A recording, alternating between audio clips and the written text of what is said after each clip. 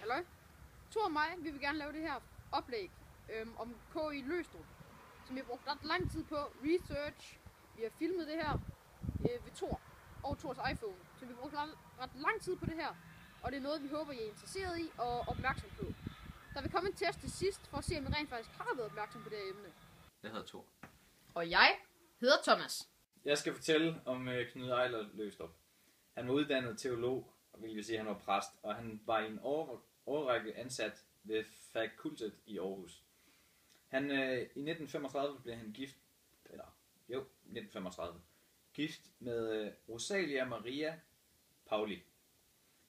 Han skriver primært om religion, filosofi og etik. Primært om etik. Han blev i alt 76 år gammel. Han er født i 1905 og døde i 1981. Han har gået i klasse med Hans Schwerfig, da han gik på universitetet i København, hvor han læste teologi. Efter eksamen rejste han til Europa, hvor han blandt andet boede i Tyskland en årrække, hvor han mødte en fyr, der hedder Hans Lips. Hans Lips, han var biolog og filosof. Hej, jeg vil gerne læse KI Løgstrup citater. Den enkelte har lige med et andet menneske at gøre, uden at han holder noget af det liv i sin egen hånd. Det kan være meget lidt, en forbigående stemning, en oplagthed, man får til at visne, eller som man vækker.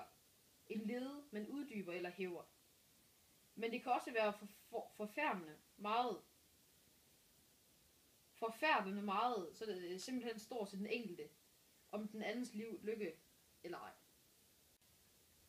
Det KI Løgstrup mener med det her citat, det er, du er som et menneske, hvis du har en ven, en kæreste, et eller andet, så er du en del af det persons liv. Altså, hvis du har en kæreste, så er du nok en ret stor del af hendes liv eller hans liv. Men hvis det er en ven, du kan også godt være en kæmpe del af det, men det er bare ikke på samme måde. Det KI Løgstrup mener er, du er altid en del af en andens liv, hvis du kender ham.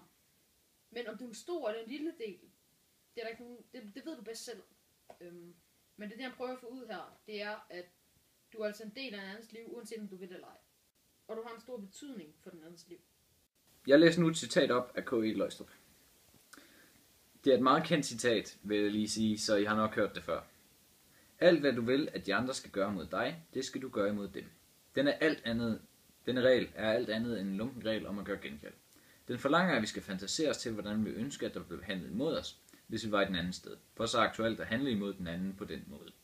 Citatet betyder meget simpelt, at vi skal behandle andre, som vi gerne selv vil behandles. Altså ikke, at hvis den anden person siger, du er dum, så skal du også kalde ham dum. Nej, du skal tænke, hvordan vil jeg gerne behandles? Det skal jeg så gøre mod ham, og så kan jeg håbe på, at han gør det samme mod mig. Det er det reglen betyder. KI Løgstrup, han siger lige præcis det. Du skal ikke bruge den her regel til hævn. Du skal bruge den her regel til ligesom at behandle andre mennesker rigtig godt og være rigtig god mod dem. Det her spørgsmål til mig selv var, har det nogen betydning for os i dag?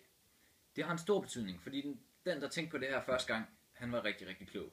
Fordi han opdagede lige pludselig, at hvis jeg følger den her regel her, så er der mange mennesker, som automatisk vil begynde at opføre sig pænt over for mig. Så derfor forsøger jeg at opføre mig pænt over for dem. Hvis vi alle sammen gjorde det i dag, ville det være perfekt. Det gør vi ikke alle sammen, men der er rigtig mange, der forsøger at gøre det. Der er også rigtig mange, som ikke rigtig kan lade sig gøre, hvor de bliver vrede, eller hvor de bliver irriteret over noget. Og det får dem så til at reagere forkert i forhold til den her regel.